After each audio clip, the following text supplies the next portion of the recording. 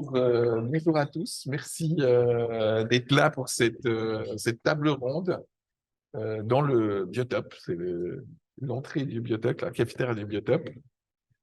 Aujourd'hui, l'objectif, c'est de parler des coopératives habitantes dans le cadre des Plaines du Loup, puisqu'on est ici pas au cœur, on va dire, dans les Plaines du Loup, dans ce nouveau quartier aux Plaines du Loup. Pour cette table ronde, on a invité Prune Jaillet, Bonjour. Adriane Zeller et Joël Rechat. Bonjour. Ce que je vais faire, c'est que je vais commencer par faire une petite présentation très très courte forcément, de chacun, puis ensuite poser une première question. Et puis comme ça, on va faire le tour et lancer une discussion. Ensuite, bien sûr, les personnes présentes autour de cette grande table sur Zoom, on ne voit pas, mais il y a une grande table derrière la caméra encore avec des gens qui mangent. Bon appétit. Euh, donc, n'hésitez pas ensuite à intervenir, poser des questions sur Zoom aussi.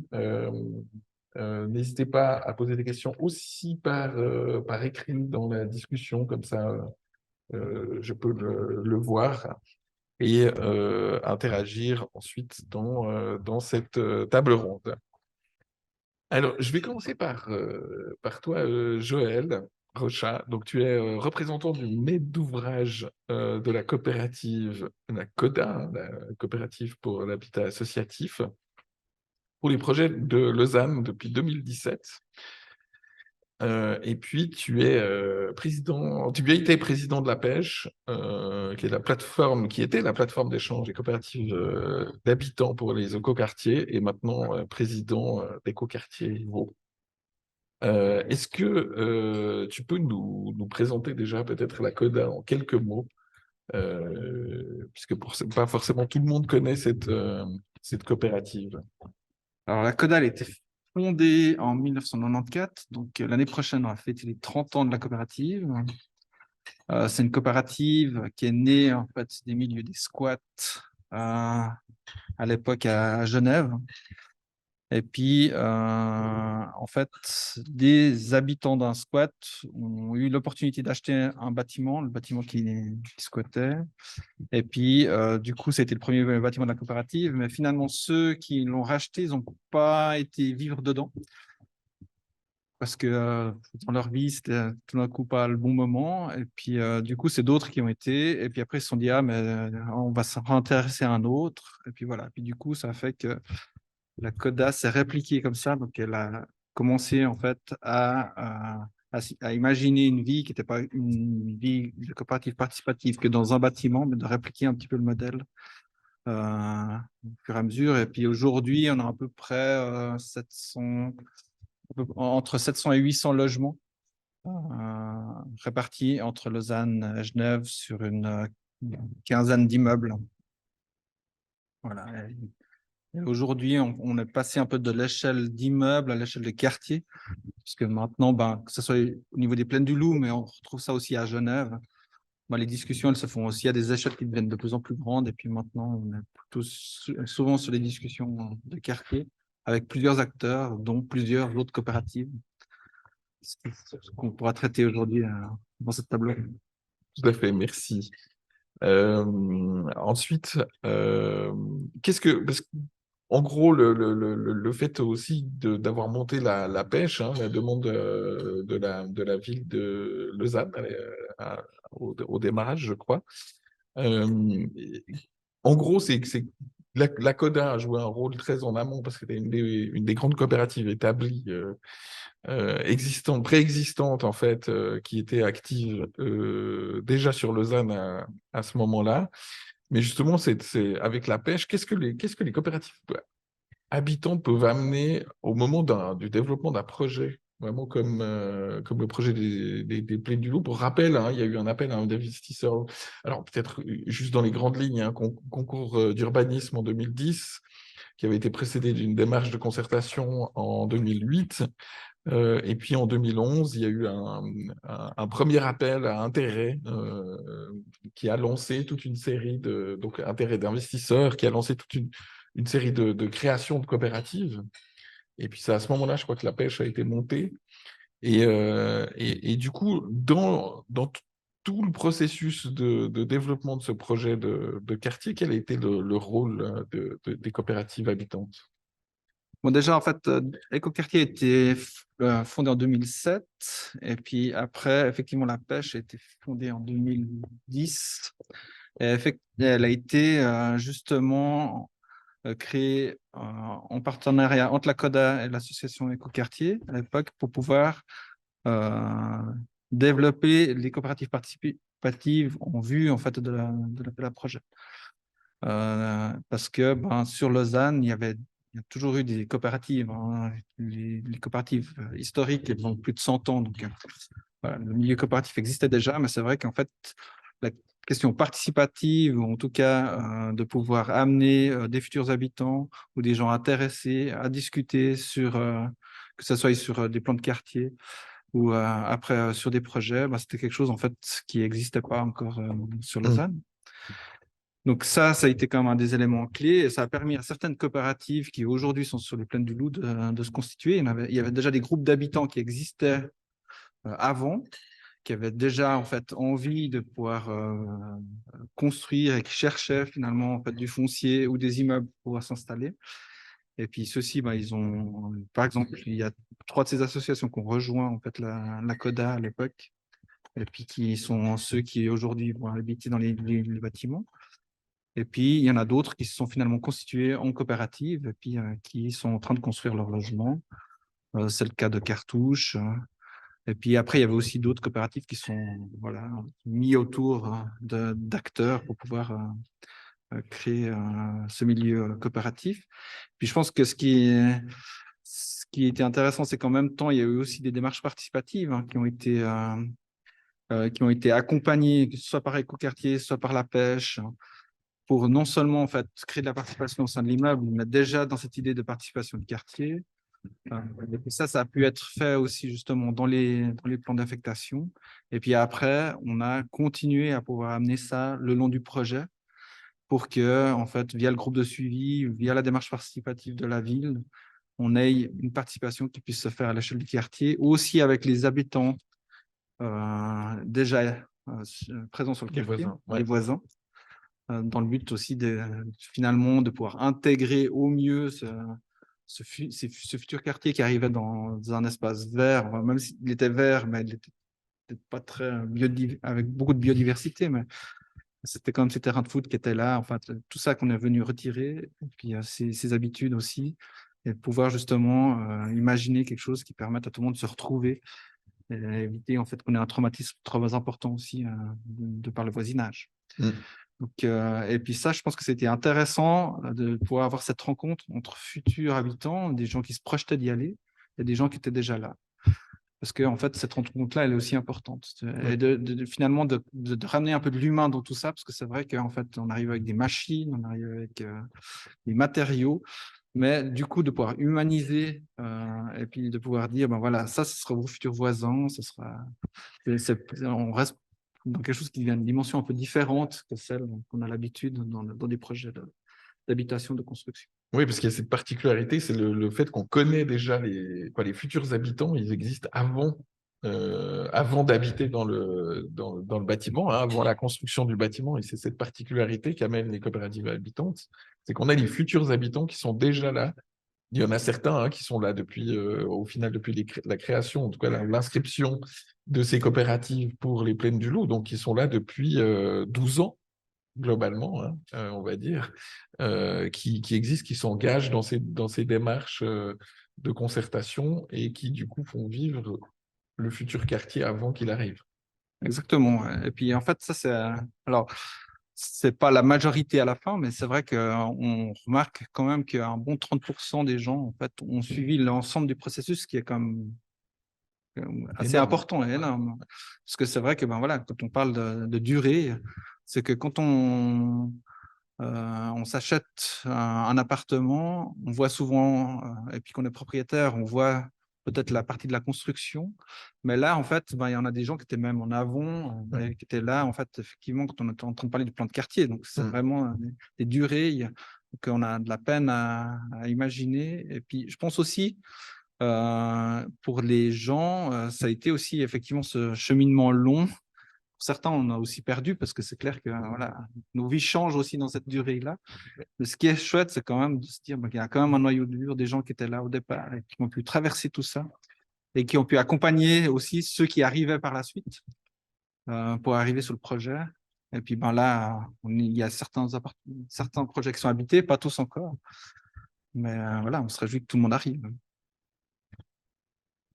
Magnifique. On arrive justement dans la partie où les gens commencent à arriver et je profite pour venir vers toi, Prune, te présenter en 2 mots. Tu étais monteuse de films documentaires à la base et tu es devenue patronne de bistrot.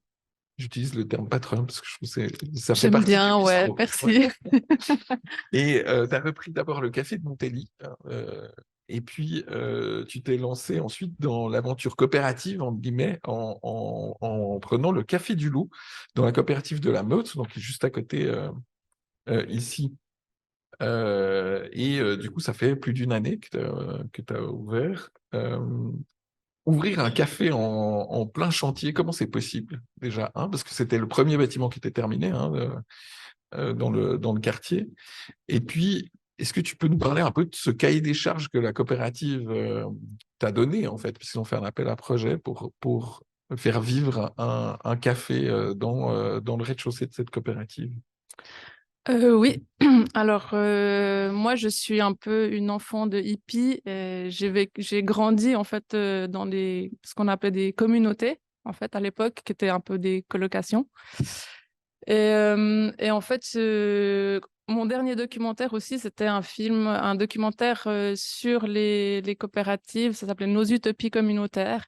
Et donc, c'était un sujet qui m'intéressait et surtout de vivre ça à l'échelle d'un quartier, c'est quelque chose que je connaissais pas. Et donc, j'étais très curieuse de participer Enfin, c'était pas le début de l'aventure puisque tous les plans étaient terminés, mais il y avait que...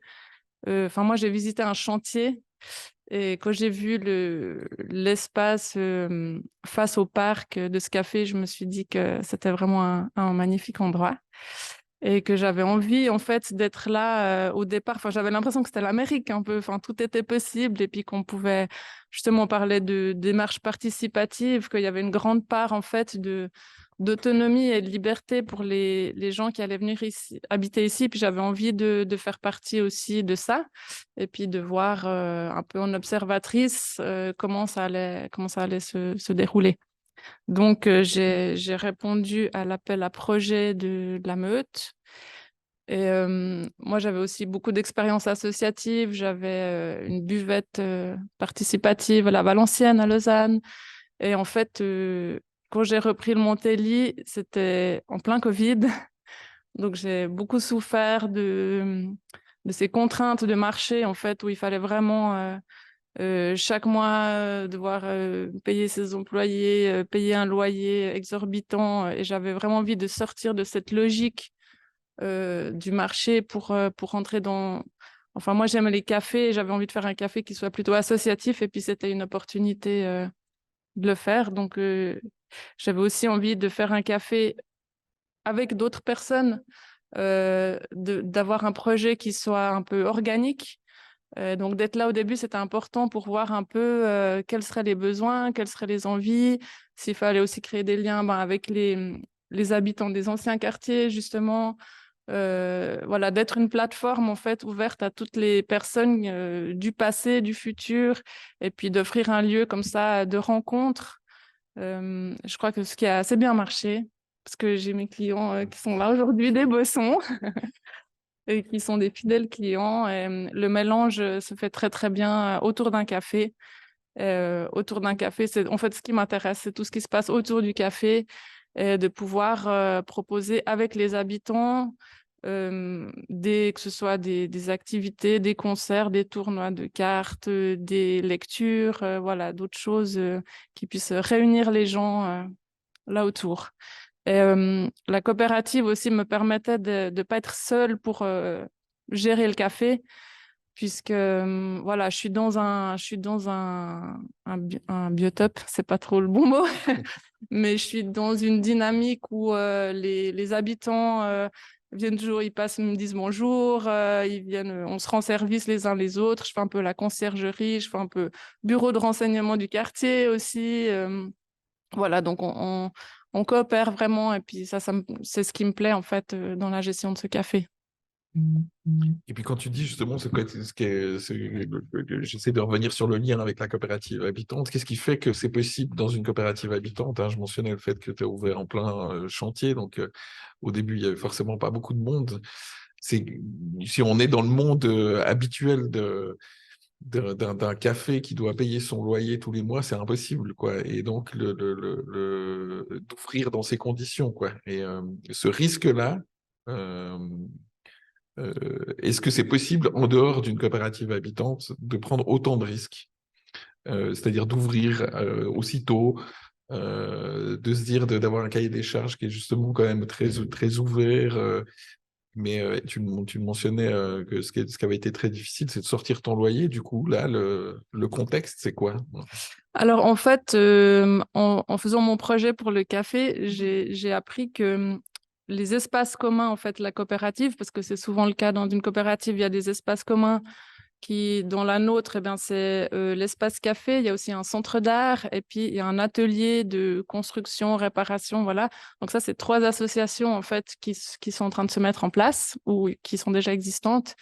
Et puis, ces espaces communs, ben, en fait, c'est le loyer leur loyer est soutenu par le loyer des habitants du café, en fait. Du coup, j'ai proposé de ne pas payer de loyer. Ouais. Enfin, je me suis dit, j'essaye, on verra bien. Et en échange, en fait, de pouvoir avoir déjà des prix de café qui sont accessibles, et puis justement de sortir de cette logique de consommation en se disant, ben voilà, si on peut un peu essayer des choses, on peut un peu être expérimental, on peut proposer des choses qui sortent un petit peu justement de devoir toujours rentabiliser. Et voilà, donc du coup, après, ben voilà, comme tout café, il faut quand même, voilà, il y a des salaires à sortir, enfin, on est quand même un petit peu assez, je dirais, professionnels. C'est pas des bénévoles qui sont au bar. Voilà, on avait envie quand même d'offrir un cadre de base qui soit solide pour avoir après la possibilité de construire des choses autour. Donc il y a quand même ce souci-là. Après un an, j'arrive toujours pas vraiment à me sortir un salaire correct non plus. Mais la moitié du quartier est encore à venir. Et voilà, je pense qu'il y a une dynamique qui va se créer petit à petit. Mais de toute façon, quand on commence dans la restauration, ça met 2-3 ans jusqu'à ce que vraiment ça tourne. Mais là, ça nous a permis de commencer un peu plus cool. Et puis justement, comme je disais, de voir un peu ce qui venait, ce qui se proposait, et puis de faire ça un peu de manière plus créative, je dirais, en prenant peut-être un petit peu des risques, mais pas tant que ça non plus. Oui, mais c'est des risques c'est intéressant parce qu'en général, on se dit que c'est des risques qui ne sont pas si grands que ça. Mais il n'y a aucun, on va dire, investisseur habituel privé qui sont prêts à prendre ces risques en général, quoi. Ben là, juste en face du café, la semaine passée, enfin il y a 2 semaines maintenant, il y a une pizzeria qui a ouvert. Oui. Et eux, je trouve qu'ils prennent vraiment un risque, disons, vu que le café n'est pas, enfin le quartier On n'est pas construit encore, n'est c'est pas vrai. terminé et qu'ils doivent avoir quand même un grand loyer. Moi, j'ai eu 2 ans au Montélie qui était vraiment catastrophique. Donc à côté de ça, c'est vrai que ça paraissait quand même plus léger. Mm. Après, j'ai pas fait non plus d'études de marché pour savoir, voilà, je savais pas non plus combien il y aurait d'autres cafés, d'autres restaurants. Je savais pas qu'il y aurait un restaurant qui ouvrirait juste en face de chez moi. Et voilà, enfin, du coup, c'est un peu au jour le jour, ouais. On est aussi beaucoup en mode un peu buvette parce qu'il y a le parc, donc on est très météo dépendant, voilà. Ouais. J'en viens à Adriane Zeller, donc tu es architecte urbaniste. Tu as travaillé dans la coopération, pas mal, et puis plus dernièrement pour les communes de Puy d'Yverdon. Et tu es aujourd'hui directeur de la coopérative du Bled, la coopérative qui a réalisé le bâtiment où on est ici aujourd'hui. Depuis cet été, donc tu arrives vraiment, on dit, mais après toute la partie de projet. Du coup, c'est quoi ton rôle aujourd'hui, alors que ben voilà, c'est le premier bâtiment de la coopérative, hein, c'est une nouvelle coopérative qui est on va dire qui se veut une grande coopérative, mais qui a encore qu'un seul bâtiment, qui voudrait avoir plusieurs bâtiments par la suite. Donc, du coup, quel est ton rôle aujourd'hui, alors que les premiers habitants sont arrivés, en gros, ce printemps, habitent depuis ce printemps, et toi, tu es arrivé cet été. Voilà, quel est ton rôle aujourd'hui dans cette coopérative? Alors, personnellement, ça a été de m'intégrer à une coopérative. C'est quand même les habitants qui sont souvent sont investis euh, beaucoup dans la création de la coopérative, se sont impliqués dans les choix. Et donc, il y a toute une période d'intégration à ce groupe qui doit être mis en place. Et puis, un petit peu avec les habitants, ben, je découvre avec eux, hein, parce on arrive à une phase où, quelque part, c'est maintenant que ça commence. On a le bâtiment, il est là, on a fait le projet, on a survécu la construction, hein, on est un petit peu, on n'a plus beaucoup d'énergie, on est en fin de chantier, il y en a certains qui peuvent plus le voir, il y en a certains qui veulent partir, faire une pause. Donc, moi, mon rôle, c'est vraiment de rentrer, de dire, OK, maintenant, on termine, et puis cet outil, on va en faire quoi? C'est déjà super de vivre, c'est un outil à vivre. Ouais, ici, il faut pas oublier que les gens, ils vivent leur vie de famille, les enfants, etc. Mais est-ce que c'est que ça? Ça, c'est la grande question aussi pour une coopérative. Est-ce que c'est que ça? Est-ce que c'est juste un bâtiment de location ou est-ce que ça peut être autre chose? Et puis, c'est autre chose. Si c'est possible, qu'est-ce que ça devient et qui l'organise? Donc après, en fait, ces questions-là, elles peuvent être répondues de beaucoup de manières. Étant une coopérative d'habitants, ben, à mon sens, ça revient aux habitants, en fait, de décider comment utiliser cet outil, hein.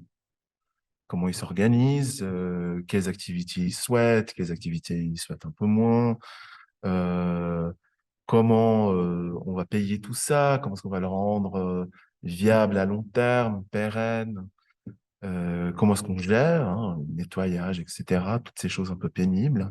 Et donc, comment est-ce qu'on trouve un peu un équilibre entre ce que tu disais avant, Prune, entre le bénévolat, toute une partie de participation des habitants, et puis toute une partie un peu plus peut-être pénible, mais nécessaire de gestion, nettoyage, etc., pour rendre la chose possible.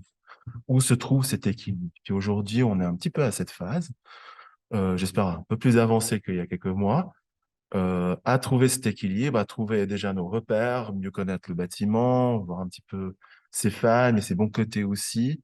Et puis, petit à petit, ben, gratter la surface, puis aller découvrir le plein potentiel de qu'est-ce qui peut être une grande salle polyvalente bien équipée, qu'est-ce que ça peut être tous ces locaux communs, comment est-ce qu'on y vit dedans, comment est-ce qu'on va partager les endroits plutôt publics et plutôt public-privé, puis ceux qui sont vraiment très réservés uniquement aux habitants. Donc, toutes ces questions, en fait, aujourd'hui, ben, elles commencent à se concrétiser. Il n'y a pas une réponse définitive.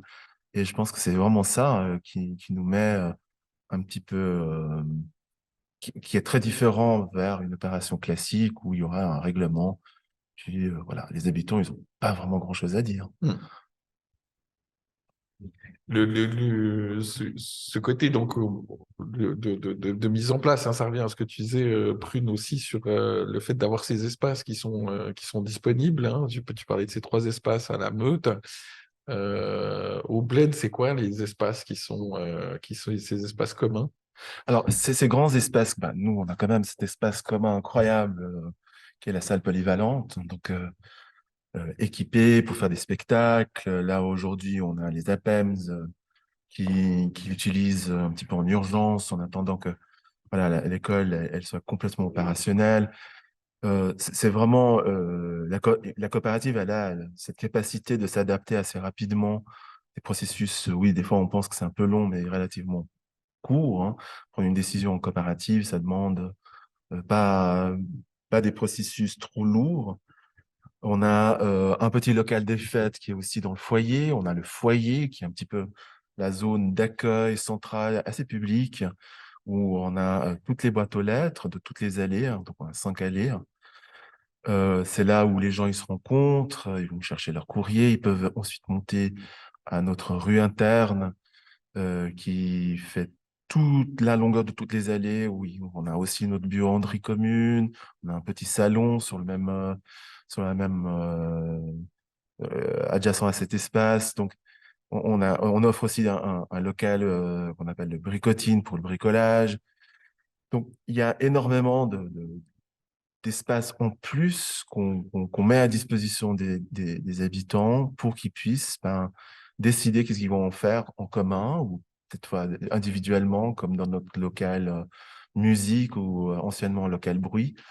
Est-ce qu'on veut être un groupe là-dedans ou est-ce que juste on veut faire une répétition tout seul? Donc, ça permet en fait d'avoir une multitude d'activités, soit en groupe, soit individuellement, et puis vraiment retrouver une qualité de vie et d'activité que je pense en fait qu'on trouve assez rarement ailleurs.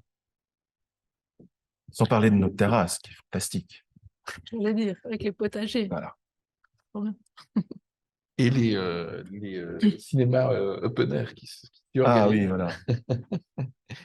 Mais c'est vrai que c'est tout ce côté j'aime bien parce que tu parlais d'un outil, hein, je crois, de dire il y a un outil qui est à disposition, puis après c'est de savoir comment l'utiliser, puis c'est cette grande particularité de, de ces coopératives habitantes, c'est en fait définir avec les habitants comment les choses vont se passer. C'est les habitants entre eux d'ailleurs, hein. Que ce soit le comité au bled, à la CODA, c'est les associations d'immeubles qui définissent ces éléments-là. Tu parlais, Joël, de cette échelle du quartier où tu disais que la CODA avait investi un peu plus ces dernières années au niveau de l'échelle du quartier. On parle aussi justement de comment communiquer, comment ça se passe, hein. Il y a comment ça s'appelle? Le portail numérique, Voilà, PNP. la plateforme Numérique. numérique, ces éléments-là. Est-ce que tu peux nous en parler un petit peu? Donc effectivement, maintenant, quand on parle à l'échelle de quartier, c'est qu'il faut aussi trouver des espaces finalement ou des éléments qui nous permettent en fait de pouvoir communiquer. C'est aussi une des questions qui se pose au Plaine du Loup. On est aussi en train d'essayer de trouver et de donner des réponses. Mais la CODA, on avait imaginé à l'époque, déjà à l'échelle de l'immeuble, de voir comment est-ce qu'on pouvait simplifier un peu la vie, parce qu'on se retrouve avec des salles qu'il faut louer, avec des fois du matériel qu'on souhaite partager, avec aussi des fois des communications qu'il faut pouvoir un peu fluidifier, mais aussi tout d'un coup des incidents, parce que, je sais pas, quand on arrive dans des bâtiments neufs, tout d'un coup, on se retrouve avec des choses où tout le monde peut avoir le même problème, ou pas forcément. Et du coup, on a essayé de mettre tout ça un peu sur une plateforme numérique qui soit facile d'utilisation, où on puisse justement s'amuser soit à mettre de l'information, soit à répondre à ces différentes demandes. Et en fait, on a développé la plateforme numérique participative qui maintenant, donc au départ, été développée par la CODA, puis maintenant, en fait, on a d'autres. D'ailleurs, on a le Bled, je crois, qui l'utilise. On a aussi d'autres coopératives sur Genève, on la met aussi à disposition. On trouve que c'est un outil qui est vraiment assez intéressant, qui est simple et puis qui permet en fait de pouvoir faire ces communications-là. Et puis l'idée, donc, on développe aussi à peu près le même outil à l'échelle de quartier. Donc la PNP quartier enfin, est en train d'être développée sur le même principe. Et puis, il existe aussi d'autres produits maintenant sur le marché. Et à Lausanne, il y a aussi Lausanne Participe, qui est en fait une plateforme qui est développée par des villes et puis qui donne aussi un certain nombre C'est la de même possibilités. Ouais. En fait, on est en train aussi de se poser la question si c'est pas mieux de partir à l'échelle de quartier sur quelque chose qui pourrait être justement utilisé pas que au Plaine du Loup, mais qui pourrait se répliquer à l'ensemble des quartiers lausannois. Donc, c'est un peu la réflexion qu'il y a maintenant au Plaine du Loup aussi via un groupe de travail. Donc quelques personnes font partie ici. et via le groupe de suivi en fait, de la démarche participative. Donc, on voit qu'en fait, ces notions-là en fait, de quartier aujourd'hui, ça devient vraiment quelque chose qui est très intéressant et puis qui permettent aussi justement de faire des développements qui sont utiles en fait à tous, hein, et qui peuvent être répliqués et utilisés. Je pense que ça, c'est aussi un des bénéfices des coopératives participatives sur les projets, hein.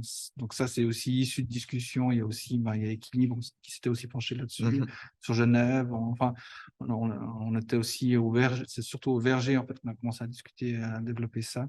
On avait beaucoup d'espaces communautaires. Et puis voilà, tous ces éléments-là font que finalement, on développe et puis on se retrouve sur ces idées-là avec les différentes coopératives aussi participatives. Ouais, mais il y a cette logique-là, hein, parce que comme tu disais, Prune, ben, tu as découvert après coup qu'il y avait un restaurant qui allait ouvrir en face de chez toi, mais c'est cette communication aussi, alors, pour que les choses ne soient pas de la concurrence, mais une, ouais, d'être complémentaires, en fait, hein, une complémentarité entre les différentes coopératives habitantes, puisque toutes les coopératives habitantes ont aussi beaucoup de surface, justement, d'espace commun. Et c'est vrai que si on veut qu'il y ait une complémentarité et pas une concurrence, bah, le fait de pouvoir mettre ça quelque part accessible, sur une information qui soit accessible de tous, ça paraît assez évident par rapport à ce que tu disais sur cette plateforme. Et puis je pense qu'il y a aussi un des éléments intéressants, c'était aussi de se dire, faisons des groupes de travail, notamment sur les activités.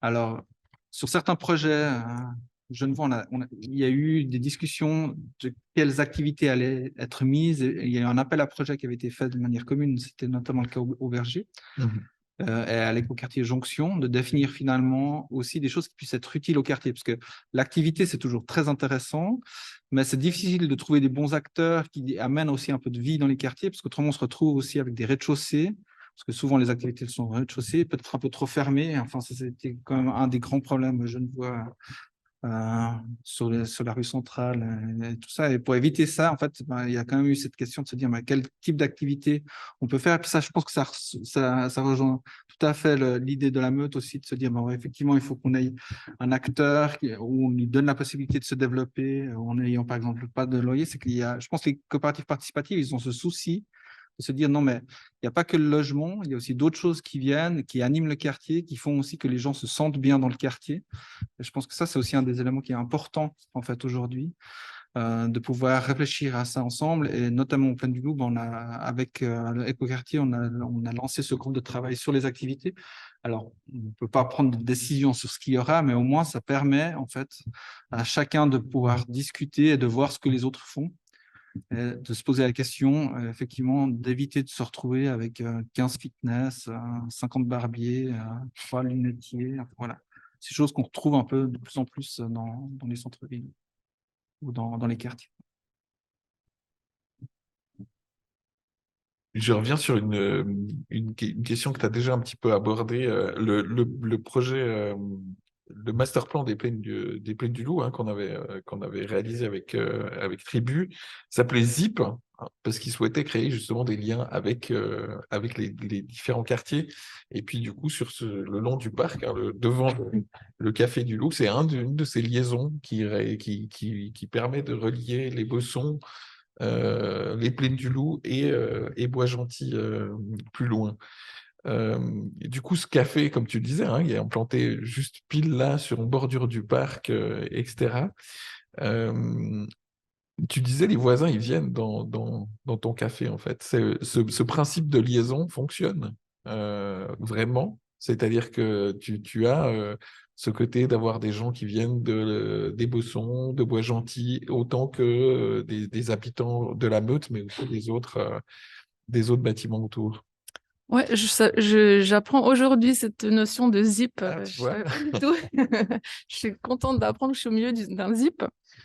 Mais je voulais peut-être juste apporter une petite précision parce que je sais pas si tout le monde connais le quartier ici, mais en fait, il y a vraiment, enfin, j'ai amené un plan ici, on voit pas grand-chose, mais peut-être je vais vous le décrire, parce qu'en fait, il n'y a pas que des coopératives d'habitants, il y a aussi des coopératives d'habitation. Donc ça, c'est, je crois, un quart du quartier, donc c'est seulement 5 bâtiments, je crois. Et puis après, il y a aussi quand même des investisseurs privés. Il y a des sociétés propriétés de la ville et des sociétés d'utilité publique. Donc, il y a aussi des écoles, ce genre de choses. Donc, déjà là, en fait, on voit bien, enfin, c'est en vert, les coopératives sont réparties de manière à ce que vraiment ça se mélange avec les autres personnes. Et pour moi, mon café, j'avais envie vraiment que ce soit une plateforme qui soit ouverte à tout le monde. Donc déjà, à tous ces gens-là, pas que les gens de ma coopérative ou des autres coopératives, et aussi des autres quartiers. Ça, c'était, je crois, mon premier but, vraiment. Et donc, j'ai tout fait pour que ça se fasse et ça se fait assez bien, je crois, voilà. Et puis, je voulais aussi dire que par rapport à la communication, justement, bah, effectivement, j'ai aussi profité de ce groupe de travail initié par Écoquartier. Il y a aussi sur la mobilité, il y en a aussi différents, mais il y a eu quand même des rythmes différents. Le début du quartier, il avance beaucoup plus vite que la fin du quartier. Donc, il y avait peut-être des bâtiments qui ne savaient pas comment ils allaient attribuer leurs locaux au tout départ. Mais effectivement, il y a cette discussion qui a pu exister et qui est précieuse et qui est toujours en cours. Et puis, pour moi, il y a aussi un outil qui fonctionne très, très bien pour la communication dans le quartier avec les autres bâtiments, c'est WhatsApp. Des fois, c'est Signal ou Telegram, ou voilà, ça dépend. Mais en tout cas, par exemple, on avait organisé la fête d'Halloween le 31 octobre. Et ça vraiment, ça a très, très bien marché et très, très vite parce que justement, les coopératives d'habitants, il y a cette sorte d'habitude des gens à amener des propositions, à réfléchir, à faire des groupes de travail. Il y a presque dans chaque maison, il y a des groupes de travail enfants, etc. Donc, c'était très rapide Enfin, maintenant, on a même un groupe Halloween où c'est les groupes enfants de chaque maison. Et vraiment, c'est des étincelles que, voilà, en une semaine, on a organisé le truc aussi avec la maison de quartier des Bessons, qui est très ancienne, et puis avec qui j'ai des liens avec les animateurs, avec aussi une PP, voilà, avec des coopératives d'habitants, et où très vite, en fait, comme tu disais, il y a un rythme qui peut aussi aller des fois de manière plus rapide pour organiser des choses ensemble et pour mélanger en fait un peu tous ces gens des anciens quartiers et des nouveaux quartiers. Et voilà, aussi quand on fait des événements ou des expos, il y a l'affichage aussi qui marche bien, le bouche à oreille. Mais en tout cas, WhatsApp, j'ai trouvé que c'était super efficace. Mais en fait, quand tu décris la fête d'Halloween, moi j'habite juste en dessus de la cité. La cité, c'est la même chose, hein. Il y a l'organisation. Non, mais j'arrive à la question après. Mais on se voit dans tous les quartiers, en fait. Globalement, il y a les associations de quartiers qui mettent en place des choses. Ça communique par. Il y a aussi un groupe WhatsApp de quartier. Il y a l'affichage, etc., etc. Donc, en fait, c'est assez standard, ça. Ben ouais, mais ça s'est créé. Enfin, le quartier, il est neuf. Ouais. Je sais pas comment expliquer, ça s'est créé d'un coup. Le défi, je pense, c'est effectivement de la mixité de tous ces différents types d'habitations et puis de mettre en place des dispositifs. Voilà, on n'est pas un ancien quartier avec des anciennes habitudes, mais de créer ça quand tout est neuf, quoi. Ouais, c'est un peu un Oui, mais défi. c'est ça que je trouve assez exceptionnel, en fait. C'est que les habitants, il y en a quoi? Euh, les premiers sont arrivés il y a une année et quelques. Et demi, ouais. Et puis la grande majorité sont arrivés il y a 6 mois. Et puis en fait, en 6 mois, une année, on a déjà une vie de quartier. Ouais, vraiment, absolument. Ouais. Et ben, je pense qu'effectivement, les gens qui viennent dans des coopératives d'habitation, c'est déjà des gens. Il y a un peu les deux. Il y a un peu les gens qui, en même temps, ont envie de quelque chose de plus que juste habiter. Ils ont envie de créer quelque chose ensemble. Donc, c'est des foyers qui démarrent assez rapidement. Et puis, bah, il y a aussi le fait de pouvoir payer des loyers des loyers accessibles, quoi, en fait. Donc, il y a un peu ces mélanges de deux populations qui fonctionnent assez bien, je pense. Je sais pas si c'était Si, si, clair. Ok. si, si. Est-ce qu'il y a des questions autour de la table, de la grande table, à nos intervenants. Ah oui, attends, voilà, il faut prendre un micro là. Oui, passer. J'espère que on en a plein.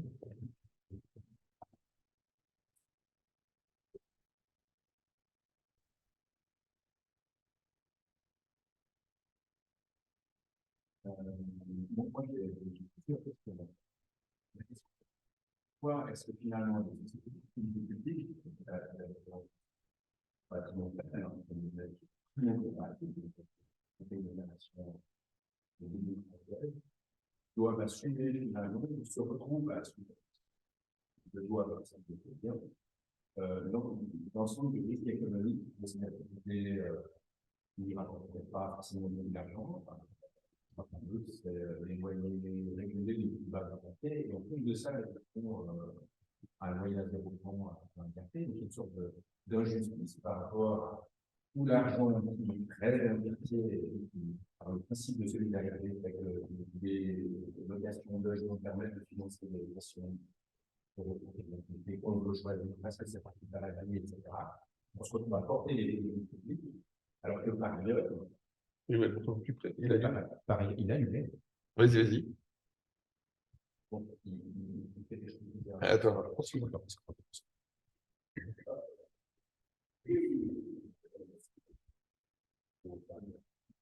et donc, par ailleurs, ah, c'est mieux, c'est mieux, c'est mieux. Oui, c'est bon. d'autres investisseurs, par ailleurs, ont des bâtiments privés, des pizzeria, mon cher.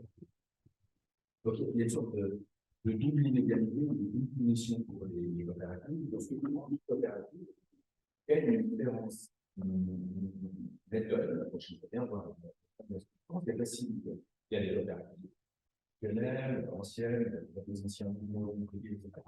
Ils sont aussi finalement sur les talents pour accueillir de l'activité. D'abord, on n'est pas pendant longtemps à activité maintenant avec les activités qu'on doute. Et souvent, un magasin, un loyer relativement fort. Et puis que nous, qui sommes des bâtiments coopératifs, on se retrouve à des conditions. Alors, on a un statut on fait des logements d'utilité publique et il n'y a pas d'investissement. Pourquoi est-ce qu'il y a encore des sociétés qui ne sont pas à la communauté publique? Et puis, deuxièmement, pourquoi il y a des différences culturelles?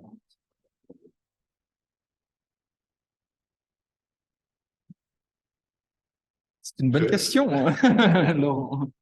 Pourquoi? C'est parce qu'en fait, on ne fait pas encore les politiques publiques, peut-être, je ne sais pas, mais peut-être que, enfin, on essaye aussi, aujourd'hui, on est peut-être aussi dans une idée de pouvoir montrer aussi, clairement, qu'il y a une possibilité différente de vivre et puis d'appréhender, en fait, les quartiers. Et pour ça, effectivement, ça nécessite un investissement des personnes, un peu de ces utopies, en fait. Je pense que il y avait un Infrarouge avant-hier sur les utopies. Qu'est-ce qu'il en reste? On est un peu là-dedans. C'est qu'en fait, je pense qu'on est en train en fait d'essayer de développer une utopie et de montrer en fait que ça fonctionne. Et puis d'encourager les politiques publiques à changer pour pouvoir justement tenir compte de ça et pouvoir en faire que ça devienne une règle.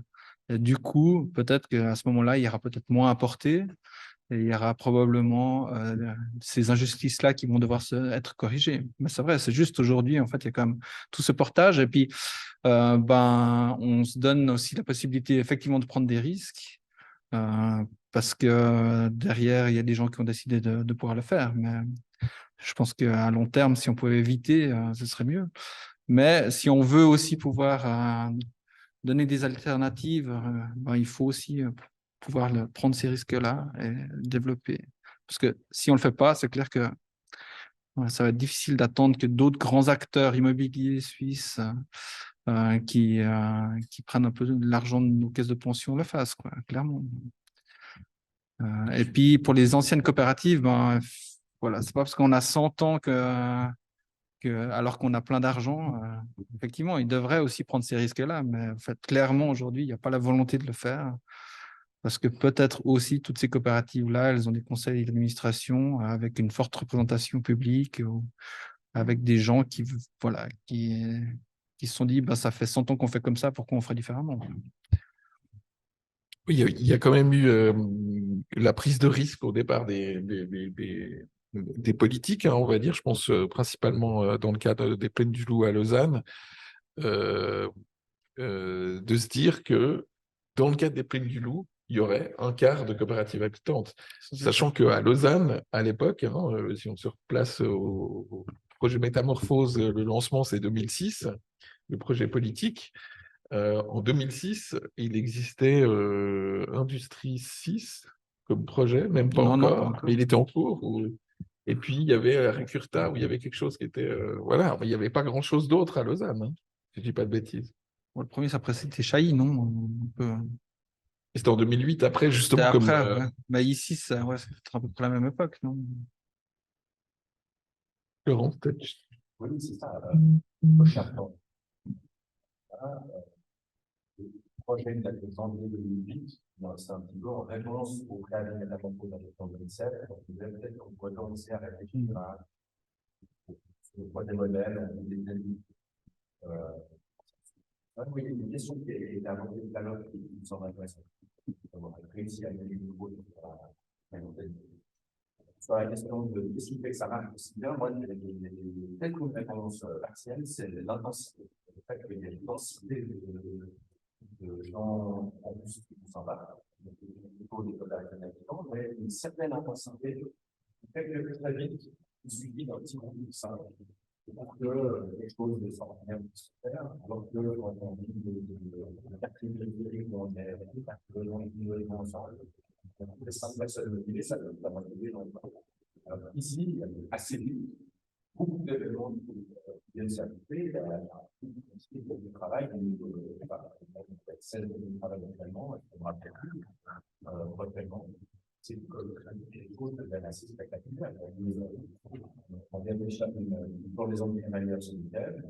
Les gens du capital se sont trop, on va tous passer d'un balcon à l'autre.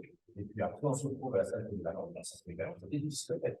Vraiment, un truc qui devient parfait. C'est pas simplement des personnes. On est assez ça.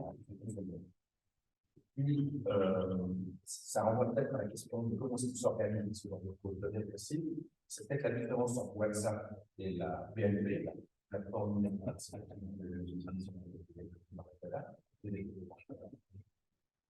c'est peut-être que la PNP, c'est pas comme des très intuitifs comme finalement, il y a des fonds qui sont.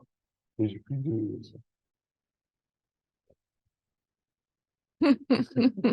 Donc, je pense que j'ai pas trouvé. Puis, On va tous les juger.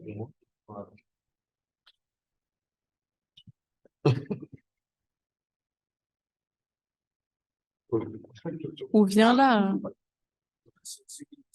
Et aussi la qualité de WhatsApp, c'est WhatsApp, on se fait un message. C'est comme WhatsApp, c'est comme l'affichette qu'on met dans l'affichette qu'on met dans les ascenseurs. C'est finalement à l'occasion de la prise d'ascenseur, on peut faire ça, nos ascenseurs qui sont remplis d'affichettes. Ce qui est super intéressant, mais qui montre que ce n'est pas la PNB non plus, où il faut faire des efforts réguliers, très régulièrement sur WhatsApp. Les gens disent qu'il faut aller voir la PNB. Donc, il y a un petit peu cette différence qui fait qu'il y a quelque chose à développer, peut-être moins numérique que ça, où on va chercher l'information, donner l'information, ce qui différencie peut-être les coopératives participatives choisissent de participer, mais on participe parce qu'on s'est impliqué. Mais rien ne dit que les gens ne sont pas dans les coopératives participatives, ils ne se passent impliqués. Finalement, d'aller chercher, d'aller donner ces informations et les laisser s'impliquer, participer, ça peut être possible. Quand je vois le nombre d'enfants qui viennent de ce bâtiment-là et de voisins communs, je me dis qu'il y a un potentiel assez intéressant. En tout cas, dans l'animation des espaces publics ici à l'entour, eux, ils font 50% d'animation avec tout ça. Si je peux me permettre, pour revenir juste sur la question du pourquoi c'est assez simple, en fait. Il y a pas mal de gens qui aimeraient faire plus, hein. Soit ils peuvent pas parce qu'ils ont des rythmes de vie très compliqués, soit voilà. Mais euh, on le fait parce qu'on peut, on le fait parce qu'on veut. Et puis ça, c'est déjà un super bon début. Très souvent, en fait, on n'a pas ce choix, hein. On veut, mais on peut pas. On peut, mais on veut pas vraiment, etc. Et ici, on est quand même dans un cadre où, bah, déjà, on se rassemble entre personnes qui veulent faire quelque chose ensemble. Très naturellement, comme tu le dis, bah, les choses se font très naturellement. Et puis, on a pas mal parlé de risques. Oui, euh, il y a une grande différence avec une coopérative, c'est que tout le monde assume le risque. C'est pas une entreprise anonyme qu'on voit peut-être une fois, la personne responsable qui va décider du portfolio, s'il est à tel taux ou pas. C'est pas l'unique valeur qui conduit la coopérative et je pense que c'est super important de toujours le redire. C'est une question d'argent, mais pas seulement. C'est une question d'argent, mais aussi de qu'est-ce qu'on peut faire si on met pas tout notre argent juste à dégager des rendements. Au lieu de dégager des rendements, qu'est-ce qu'on peut faire? Ben, de la qualité de vie, on peut faire des activités, des fêtes, etc., etc. On peut faire de la vie. Et c'est clair que cette part-là du rendement qui se convertit en valeur vie, ben, c'est des fois difficile à justifier d'une manière froide sur papier, hein. Ça ne veut pas dire grand-chose. Sur papier, 14 enfants se sont éclatés le jeudi soir parce qu'ils ont une fête improvisée dans la salle polyvalente. Sur papier, ça veut rien dire, mais pour ces gosses-là, c'était important, et puis pour les parents aussi, hein. Et c'est ça, en fait, pour moi, l'essence de la coopérative, ce qu'elle apporte, hein, c'est la possibilité d'avoir ces moments-là à un endroit. Et je suis sûr que d'autres endroits, dans le cadre privé, etc., ça peut se faire aussi, mais c'est un petit peu ça. J'essaie de résumer un peu pourquoi on fait ça. Et puis, moi, la dernière chose que je vais dire du pourquoi, pour moi, c'est une responsabilité de le faire. Euh, la majorité d'entre nous, en fait, on a des bons salaires, on vit assez bien, confortablement. Mais la troisième voie, elle est importante. Il faut qu'on puisse sortir quelque chose qui est quand même méga important dans notre vie, c'est nos logements, de la spéculation tout azimut. Pourquoi est-ce que mon appartement aujourd'hui, il vaut X et puis dans 2 mois, il vaut 20% de plus? C'est qui décide ça?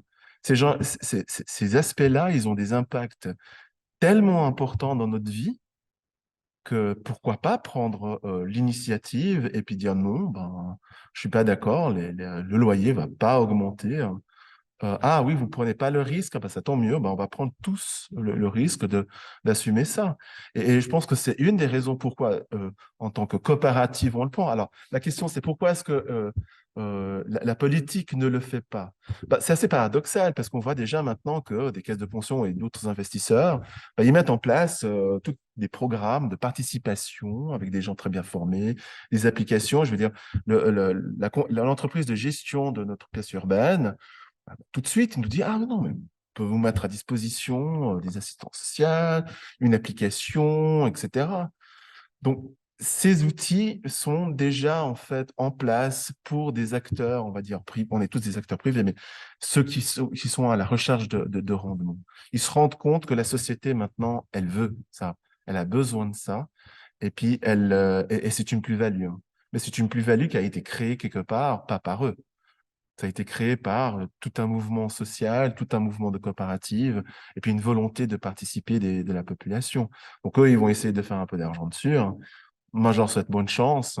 C'est pas une question en fait de prestation, c'est une question de contenu, et on verra où ça va les amener, hein. Ici, on a du contenu, on a une vie, hein, et c'est ça qui est important. C'est ma réponse pour le pourquoi. Le, le, le- je- on a l'air de dire là, tout est beau, tout va bien, c'est super, les gens participent, 14 groupes de travail, etc. Mais toi, Joël, qui a peut-être un peu de recul aussi, en tout cas à travers la coda, sur que ça s'essouffle au bout d'un moment, qu'est-ce qui se passe? 3 ans, 4 ans après. Alors, en fait, non, alors s'essouffler, moi, je ne veux pas dire que ça s'essouffle, parce qu'en fait, c'est pas la réalité. On remarque, en fait, dans beaucoup de nos projets que justement, ça continue, que des fois, on doit même un peu freiner de certains élans, parce que, voilà, mais c'est vrai qu'il y a aussi un peu des notions, je dirais, de période, de périodicité. C'est souvent ce qu'on remarque, hein, c'est que, et je pense que c'est ça qui est aussi intéressant, c'est que dans la participation, on peut se dire, on peut en mettre des degrés, on peut se dire est-ce que c'est obligatoire, c'est pas obligatoire, comment en fait on a envie aussi de participer. Enfin, nous, on voit beaucoup ça, c'est que suivant les groupes, les intensités sont pas toujours les mêmes. Souvent, en fait, quand on a les emménagements, les gens, ils ont plus, ils mettent beaucoup d'énergie là-dedans. C'est un peu plus difficile d'avoir des décisions un peu plus collectives. Ça, c'est des choses qui souvent reviennent 2, 3 ans après, en fait, où là, du coup, on a une réorganisation un peu collective qui se fait.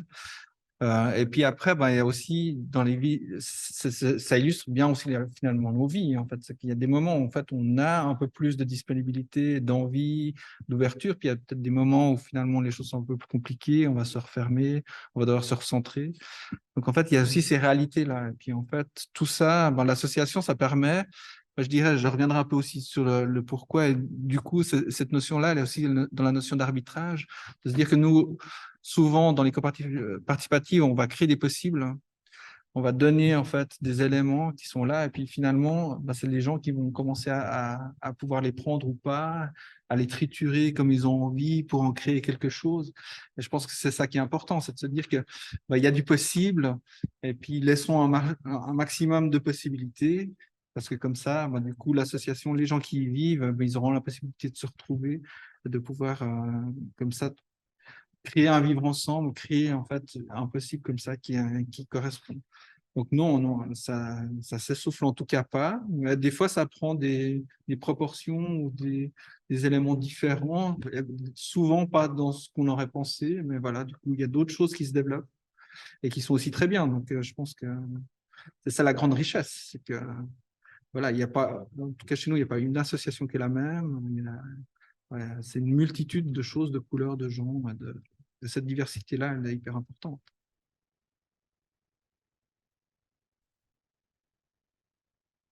D'autres réactions d'habitants, de voisins, de...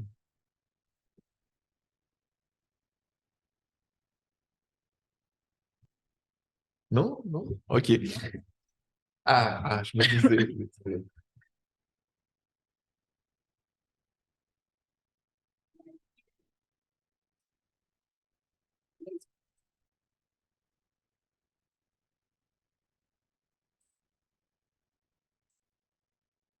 Je trouve dans les projets conversations, cette expérimentation qui maintenant est là. Et je trouve qu'on n'arrive pas à alimenter pour faire avec les choses qui amènent de volonté, d'améliorer les choses et de profiter de ce groupe qui est là. Je ne sais pas comment on va faire pour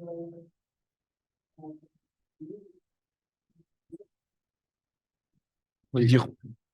Pardon, Il y a clairement, en fait, c'est toujours pareil, c'est aussi des questions d'échelle, des questions, en fait, ouais, c'est clair que des politiques publiques, ou en tout cas une ville, elle ne va pas bouger de la même manière, en fait, qu'un groupe organisé.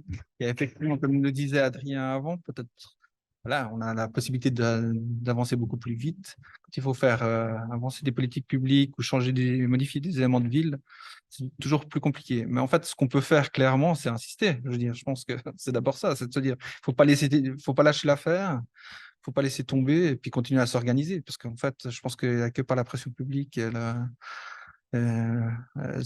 voilà. Enfin, Adrien et moi, on était au Brésil pendant quelques années. On a accompagné d'innombrables manifestations de gens qui se sont organisés et qui réclament leurs droits depuis des années et qui continuent toujours. Donc voilà, je pense que la lutte, elle reste essentielle, et elle va durer. On parlait justement de ces organisations, les immeubles, forcément, ils ont leur organisation, hein, chaque coopérative, même les bâtiments privés, ils ont leur régie, ils sont organisés. La pièce urbaine a son organisation, puisque les différents investisseurs de pièces urbaines se sont mis ensemble pour réaliser. Donc, il y a cette organisation. Au niveau du quartier aujourd'hui, c'est quoi l'organisation? L'association Écoquartier, hein. Mais l'association Écoquartier, elle n'a pas vocation de s'occuper des plaines du Lot uniquement, ou je me trompe? Non, non, mais aujourd'hui, en fait, c'est ce qui manque. Et puis ça, c'est déjà une des choses qu'on a fait remonter à la ville depuis longtemps. C'est qu'aujourd'hui, ils ont tout organisé en pièces urbaines, mais il manque un acteur global qui puisse être là pour arbitrer. Et la ville n'a jamais voulu prendre ce rôle. Et je pense que c'est ça aujourd'hui où probablement ils vont devoir, par la force des choses, ou en tout cas, il va falloir qu'on trouve une organisation qui puisse reprendre tout ça, parce qu'effectivement, il y a des choses qui ne peuvent pas se régler à l'échelle de la pièce urbaine. Il faut aussi que ça puisse se régler aujourd'hui à l'échelle du PA1, mais peut-être demain à l'échelle du PA1, PA2. Enfin, voilà, il y a ces échelles-là, mais on est dans de l'organisation de quartier où là, forcément, les pouvoirs publics, ils ont aussi un travail à faire. Et aujourd'hui, il est voilà, on les sent un peu en retrait sur ce genre de choses, clairement. Mais parce que Ça ne veut pas dire que demain sera. justement, au niveau association de quartier, parce qu'on globalement, je reprends l'analogie dans les autres quartiers existants, il y a l'association de quartier qui, elle, a un relais vers la ville et qui permet de mettre en évidence quand il y a un problème, un manque, des choses comme ça. Pas toujours avec grand succès non plus, hein, mais il y a ce levier-là qui existe, pour reprendre ce que tu disais, l'IA, quoi. Dire, mais en fait, cet interlocuteur, si tout un chacun commence à aller vers la ville, souvent ça ne marche pas, mais quand ça passe à travers une association, la ville est plus réceptive en général. Ou alors, là, il y a la logique de Monsieur Pétition. C'était Kirill Gossweiler qui faisait une pétition qui signait tout seul pour tout et n'importe quoi. Il inondait la commune de pétitions. Mais l'association de quartier, elle existe.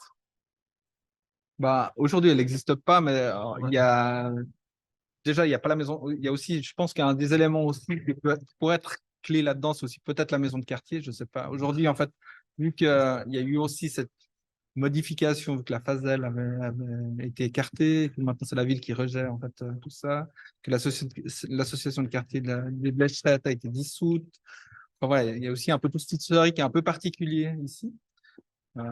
Mais bon, ça pourrait être un des acteurs. Est-ce que c'est le bon? Est-ce que c'est pas le bon?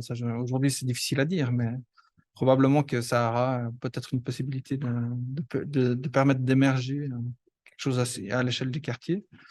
Mais je pense qu'il faut pas qu'on lâche l'affaire. Disons, ça a quand même été un des éléments qu'on a fait remonter. Et puis, pour revenir aussi un petit peu sur ce qu'on avait fait aussi avec Écoquartier, c'est on a déjà fait remonter passablement de choses, en fait, aussi de toutes les démarches participatives, au niveau des coopératives aussi. On a fait remonter, on a tout un document sur quelles sont les choses qui se sont bien passées sur le PA1, et puis qu'on ne souhaite pas retrouver dans le PA2. Enfin, voilà, il y a aussi ces éléments-là qu'on a déjà essayé de pouvoir développer, qu'on a transmis. Et on voit déjà que sur le PA2, il y a des choses qui ont changé. Donc, je pense que aussi la ville de Lausanne, il reste quand même à l'écoute. Ils ont quand même cette envie aussi de pouvoir bien faire.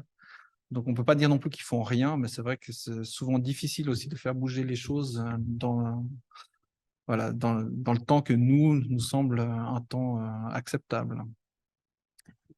Oui, pardon. Oui, je voulais juste.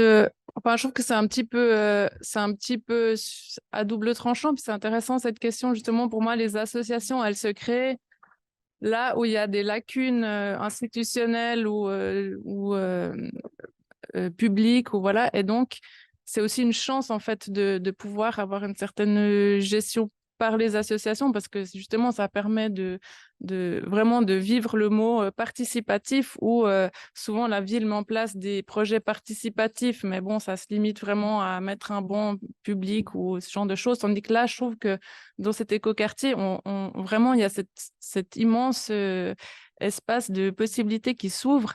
Et puis que si justement la ville vient trop ingérer là-dedans, du coup, c'est plus possible. Donc, je pense qu'il faut aussi un petit peu savoir, en tout cas, dans la coopérative La Meute, ils essayent que l'autonomie soit la plus grande possible par rapport à la ville. Donc, de voir vraiment qu'est-ce que la ville doit gérer et qu'est-ce qui est laissé justement aux habitants. Et puis que les habitants prennent eux-mêmes aussi des responsabilités par rapport à leur mode de vie. Je trouve que ça, c'est une plus-value énorme aussi pour un quartier. Et puis, je pense que petit à petit, euh, les gens vont voir comment on vit ici. Et souvent, les gens qui passent à l'extérieur, ils se disent, mon Dieu, c'est affreux ce quartier, tout ça. Puis une fois qu'ils viennent à l'extérieur, à l'intérieur, qu'ils expérimentent, qu'ils viennent au café, qu'ils vont visiter des appartements, ils trouvent ça super. Donc, je pense que ça va se faire petit à petit par imitation, aussi par la nécessité de partager les ressources, cette nécessité à laquelle on est de plus en plus confronté et de loger de plus en plus de monde.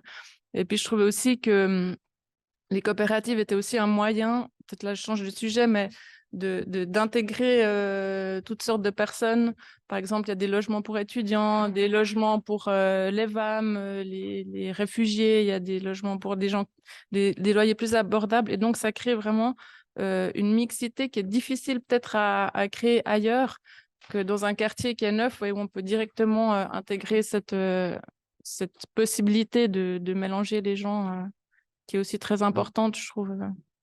C'est vrai que Je moi, je me regardais. faisais la réflexion, c'est quand globalement, quand on voit la population qu'on a dans ces immeubles ici, alors déjà, on a une mixité qui est assez forte quand on prend tous les bâtiments qui sont ensemble, mais même à l'intérieur des bâtiments des coopératives habitantes, justement, on a une mixité relativement forte. Et surtout, on a une population qui, d'habitude, on trouve dans les vieux quartiers, dans les très vieux quartiers qui ont plutôt des bas loyers, qui sont ces quartiers qui sont habités par les artistes, schématiquement. Hein.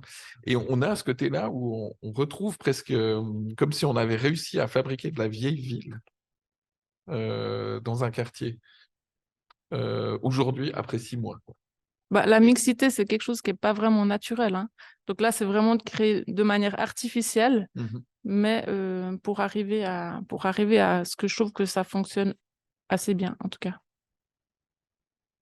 Laurent, tu voulais. Oui, c'est ce que j'ai fait avant sur la question de la c'est une institution, c'est une question qui parle de il faut faire connaître à l'échelle nationale les efforts qui sont faits aussi plus également qui a été modestement piqué ailleurs aussi par exemple quelques moyens inspirés de Genève, des modèles pratiques de finalement, c'est fait là, et ça continuera de se c'est extraordinaire par rapport à position à 99% des communes. C'est extraordinaire. C'est vrai que les gros enjeux, peut-être déjà porter les demandes qui sont avancées, y compris d'ailleurs sur cette question de vaccination de ces enfants. Je me demande s'il faut aller plus loin, au développement de projets, ça continuera à être super, parce que ce qu'on a fait. Je suis assez d'accord que on soit sûr de représenter l'ennui par rapport au département de la ligne. Là, on doit réguler, on doit s'organiser nous-mêmes, on s'organise dans l'association, on développe le nom de l'association GP. Par contre, il ne faut pas focaliser. C'est aussi ça qui cristallise une sorte de rejet. Et il y a pas mal de rejets, parce que ça a été dit, et de principe assez insolite pour que l'autre quartier s'organise, pas vraiment des niveaux, et en particulier comme chose la plus extraordinaire et probablement la plus différente de quartier, c'est la qualité. Et ça déjà, donc c'est une grande et ça se retrouve dans l'environnement, dans le climat urbain, le fait qu'il n'y a pas en permanence des bagnoles, de la nuit, le rapport de danger à l'espace public, etc. C'est hyper sécure, d'incivilité avec les tireurs de pétard, ça ne peut pas varier juste du début.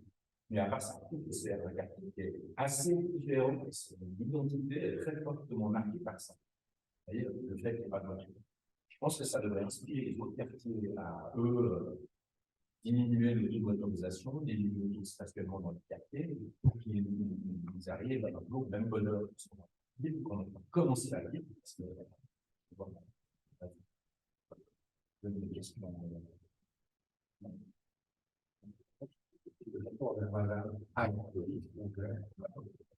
Micro, micro.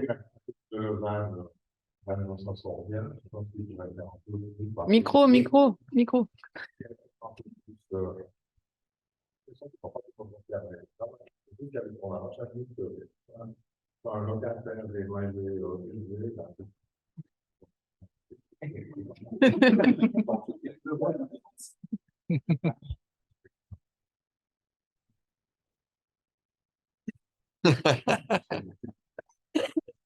Je pense que la banque ne sont pas concernés. C'est qu'à 36 ans, on les voit planter, ils découvrent. Moi, je me dis, c'est fait, je ne pensais pas que c'était pas les deux. En dehors, on ne peut plus marcher. Mais c'est vrai qu'ils doivent faire apprendre. Il ne faut pas qu'ils soient trop en retard, ils sont souvent en retard, ils sont très critiques.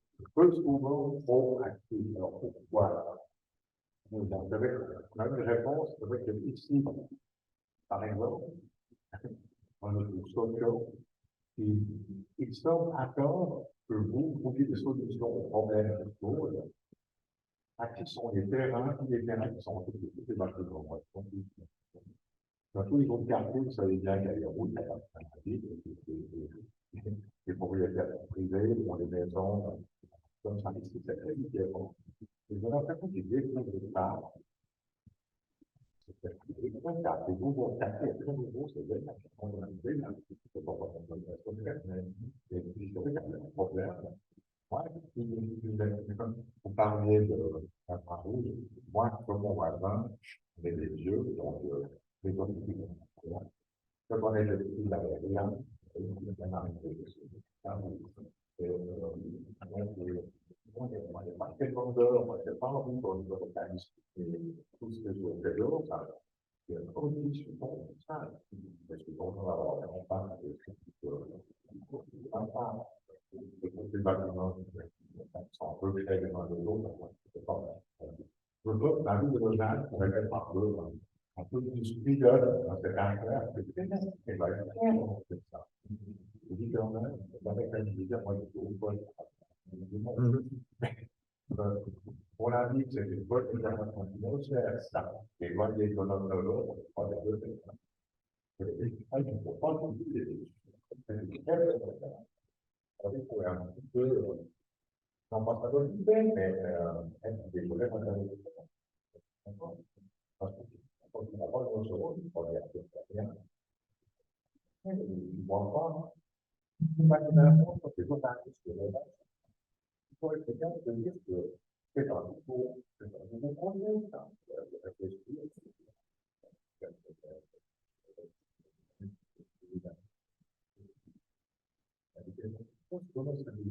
Comment gérer un petit peu tout ça? J'ai l'impression qu'ils découvrent ces questions, ils n'en parlent pas, ils attendent un peu de politiciens. Les habitants.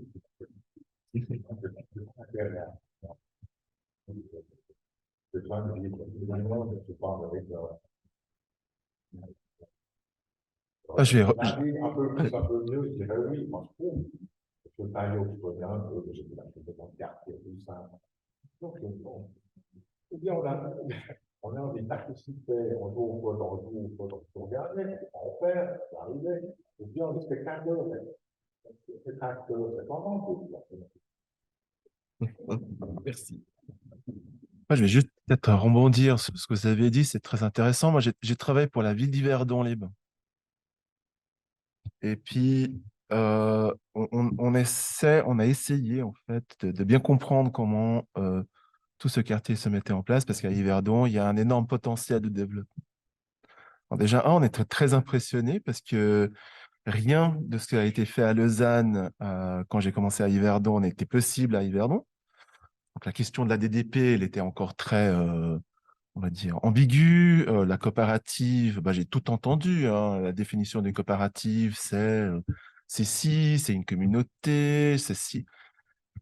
Donc, il y a pas mal, un chemin à faire aussi dans les communes pour comprendre comment tous ces choses fonctionnent, même si elles sont relativement, on va dire, anciennes. Puis c'est pas on n'a pas inventé ça hier. Et puis vous avez touché un truc assez intéressant, c'est que oui, c'est des jeunes diplômés, exactement. Et donc ils ont peut-être pas en fait l'expérience ou le recul nécessaire euh, de se dire, oui, mais ça va fonctionner comment ou quelle déduction est-ce qu'on peut en tirer de mettre un parc ici, puis mettre une pharmacie.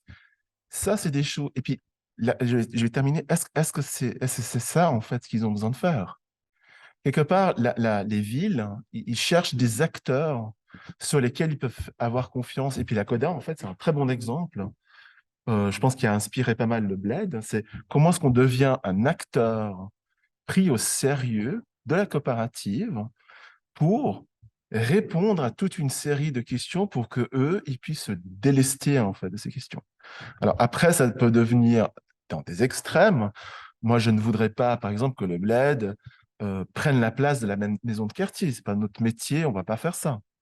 Mais quelque part, ils sont à la recherche de ce type d'acteurs parce que eux, ils ont soit beaucoup de paperasse, d'administration, ils doivent convaincre, ils doivent motiver, ils doivent faire des préavis, ils doivent passer en municipalité, la municipalité n'est pas d'accord. C'est un monde en soi, ce truc. Et donc, ils cherchent en fait des acteurs. Alors, moi, je suis d'accord avec Laurence, c'est presque miraculeux ce qui se passait ici. Nulle part ailleurs sur le canton, on a un tel exemple aussi fort. Et pourtant, depuis 4 ans, à Yverdon, ils essayent, puis ils vont continuer à essayer. Mais ce pas des opérations simples à faire. Et puis aussi, moi, personnellement, j'ai pas mal de doutes sur développer des aussi grands territoires aussi rapidement. Puis je vais juste terminer avec ça. Ça concerne la politique du logement. Hein, on a des municipalités qui changent tous les 5 ans, etc. Ce qu'on trouve souvent, en fait, c'est que il faut avoir une politique du logement qui puisse survivre le changement de municipalité. Hein. Parce que c'est des projets qui prennent 10, 5, 10, 15 ans parfois pour que ça puisse tenir le coup, en fait, et puis le changement de cap politique pour que ça arrive jusqu'au bout. Et ça, c'est un grand, grand challenge pour les villes, toutes les villes en Suisse, hein, mais particulièrement en Romandie. Hein. Du tout au tout, on peut arrêter des projets, des plans d'affectation peuvent être gelés, le canton n'aide pas sur ces affaires des fois. C'est Mais complexe. Hein.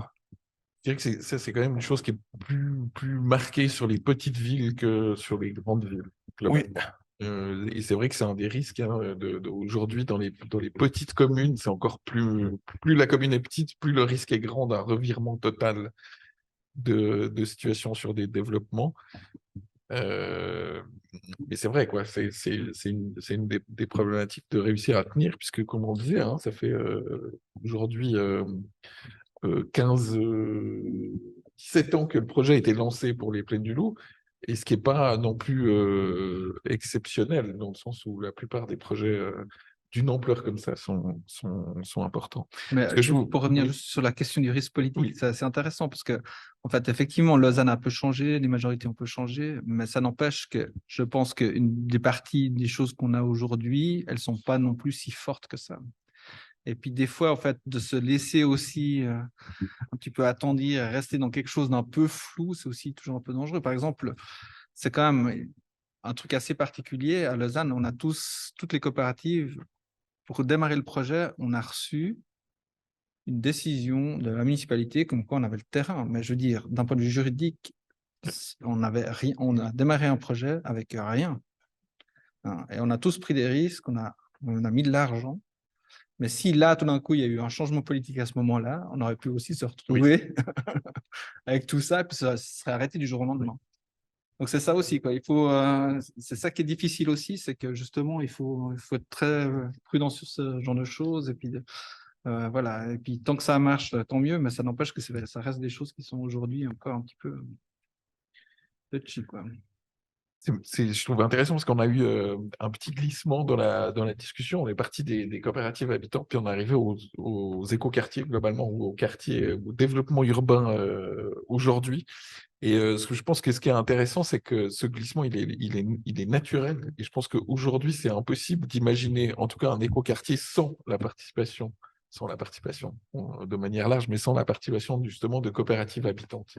Et ce côté d'amener cette vie et et ce travail, en fait, cette énorme masse de travail pour porter un projet sur la durée, ça se fait aussi beaucoup par les différentes coopératives habitantes. Et je pense que c'est pour ça aussi qu'on arrive très rapidement à ce glissement quelque part.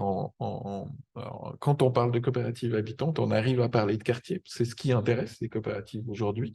Globalement, c'est plus uniquement le logement, hein, parce qu'on peut se dire premières coopératives, c'était vraisemblablement pour avoir son logement comme on le veut, où on peut gérer les choses de son logement. Et puis, plus on avance, plus on se rend compte que c'est l'échelle du quartier qui est la plus importante et que la coopérative, en fait, arrive à amener une vraie plus-value euh, à l'échelle du quartier. Oui. Je peux juste faire encore une remarque par rapport à ça. C'est vrai que ici, on parlait de la taille du quartier hein, qui se fait en une fois, mais le terrain est vraiment une denrée de plus en plus rare. En fait, vraiment, je pense que c'est quand même exceptionnel un écoquartier de cette taille. Et de manière utopique, en fait, il faudrait que les autres quartiers deviennent des écoquartiers, mais souvent, c'est ce à quoi sont confrontées les coopératives, c'est de trouver des logements qui existent déjà. Enfin, je ne sais même pas si c'est possible pour créer une coopérative, mais idéalement, ce serait de créer des écoquartiers dans les quartiers qui existent déjà. Et justement, je pense que là, il y a une option qui est le droit d'option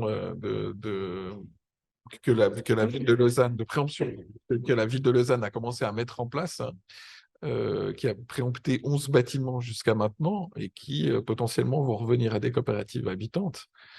Et je pense que ça, il y a un levier énorme pour insuffler ces choses-là dans les quartiers existants et en faire des écoquartiers. Je suis d'accord avec toi, c'est l'enjeu de demain, j'allais dire presque même d'aujourd'hui, en fait, puisque réaliser des grands quartiers comme ça, on sait qu'il n'y en a plus beaucoup qui vont se faire, Ouais.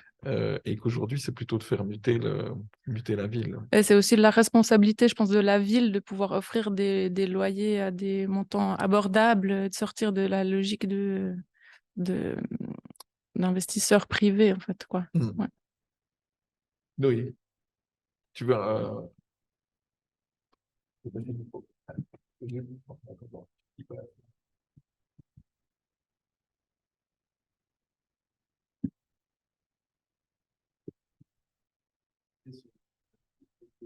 Moi, je pense que et en fait, tous mes amis, moi, qui prend le marché immobilier, on ne traîne pas sur cette des loyers très chers, on vit dans des logements qui sont donnés, on n'a pas de vie comme ici, c'est génial de voir ça. Et en fait, les seules choses qui sont possibles pour la coopérative, pour nous, en fait, c'est des maisons d'anarchistes, en fait, qui sont hors de la ville, qui sont très loin, qui sont compliquées à trouver le toit. Et ceux qui se font, hein, c'est des maisons de la grand-mère, c'est des choses qui sont très anarchistes et pas du tout plus longtemps pour un jeune qui, maintenant, on a des envies aussi de vivre aussi en coopérative, de vivre autrement, de ne pas être soumis à des gens qui débrouillent peut-être un peu d'argent. Donc, c'est vrai que c'est intéressant de comment transformer le développement en ville, pas seulement avoir ce qui fait que l'anarchie. Merci. Oui. C'est vrai que ce qui m'a discuté, c'est qu'il y a des modèles qui existent depuis des centaines d'années, c'est cher, le nombre de chez des appartements à 200. c'était le prix de juste le prix de la SHL à 750 par mois. Vous avez fait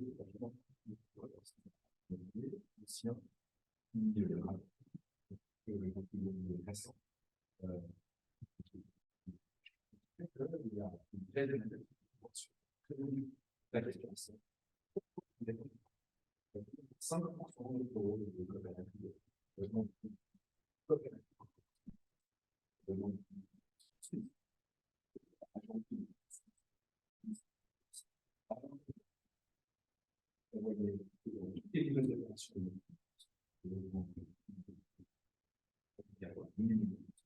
Soit refusé par la majorité du peuple.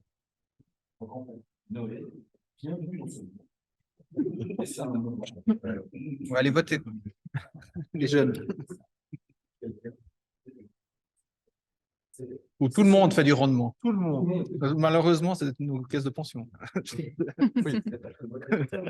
C'est un peu anarchique.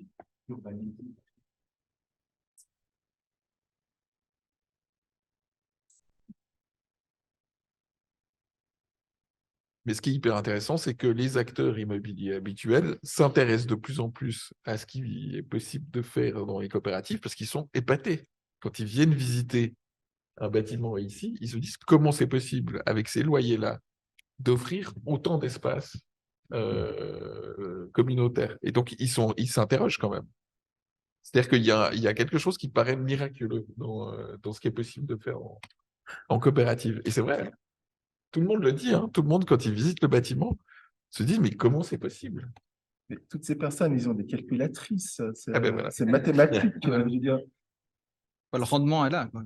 Une C'est partie ça. du rendement est là. Et on a bénéficié aussi, il faut être aussi assez clair, c'est qu'on a aussi bénéficié d'années un peu particulières ces dernières années, avec des taux d'intérêt très bas, qu'on a pu investir aussi dans le vivre ensemble, le bien vivre. Et si les taux montent de manière déraisonnable, ça va être un des problèmes, c'est que du coup, cet argent, on l'aura moins pour le mettre pour ça. Mais ça n'empêche qu'il faudra toujours garder cette idée de politique des loyers bas, mais on aura peut-être moins de possibilités d'offrir tout ça aussi.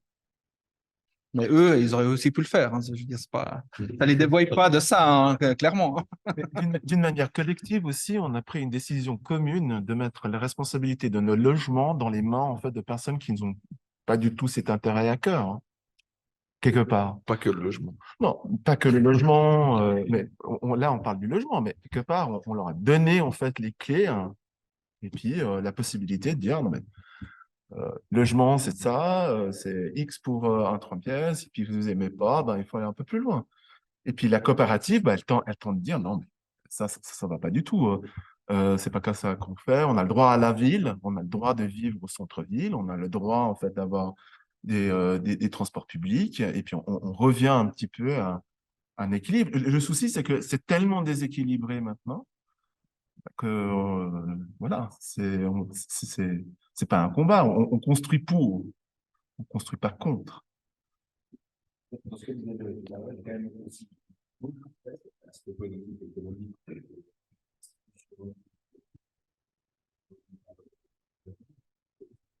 Je pense qu'il y a aussi des possibilités de développement, principalement avec le sous ici, dans le gouvernement, j'ai en fonction de Lannion, pas tout. c'est de voir ce que on aussi en discutant avec les imposteurs qui nous ont ouvert peut-être une piste de parole aussi, c'est est-ce qu'il n'y a pas une parole spécifique de cela sur la façon dont ça doit se dessiner, dont ça doit s'organiser, parce que les gens qui vont en parler, une relative diversité culturelle et sociale, mais il y a aussi quelque chose en commun dans ces gens qui vont vivre ensemble. Et ce que je trouve très intéressant, c'est de voir comment est-ce qu'on peut dessiner un peu ce question, parce que au-delà de combien on paye le mètre carré, le nombre de mètres carrés dont on a besoin de se partage à plusieurs, c'est aussi un nombre psychologique qu'on ne se permet pas dans les comment c'est possible que par ailleurs, en question de d'autres, mais on trouve les coopératives de développer d'affirmer cette connaissance du cluster à Lausanne et de manière générale. Ça a été une grande angoisse au bled, mais généralement. Donc, est-ce qu'on arrivera à trouver des millions pour ce poste? Oui, on l'a trouvé. Oui, on pourra développer. Oui, on pourra développer. Il faut encore un peu là. On a développé des développements d'indépendants et qui sont. C'est assez intéressant de voir que, comme tout le monde dit, il y a des formes de logement qui peuvent être adaptées et adaptées. Vous savez, les jeunes générations, c'est très bonne. Magnifique. Alors, je vous propose de conclure là-dessus, surtout sur le fait qu'on va organiser une table ronde du coup sur les clusters. Je pense que justement la Cota aurait aussi beaucoup de choses à raconter sur ces clusters. Je pense que c'est une bonne thématique oui, ou en tout cas des logements atypiques, ou peut-être que c'est ouvrir sur quelque chose d'autre pour montrer le fait qu'on a non seulement besoin de se loger à des prix qui sont corrects, hein, pour reprendre ce que Noé disait, mais aussi d'avoir des logements qui correspondent aux besoins actuels, qui ne sont pas aussi linéaires, aussi stricts que la fameuse famille des années 40. Merci beaucoup à tous. Merci à nos trois intervenants. Et je vous remercie beaucoup et on se donne rendez-vous pour une prochaine table ronde, vraisemblablement l'année prochaine. Et entre deux, on a je ne me souviens plus des dates. On a une date le 23 novembre pour parler de pipi caca, des toilettes sèches et récupération d'urine, entre autres. Donc, le 23 novembre, à la même heure, ici. Merci beaucoup. Merci.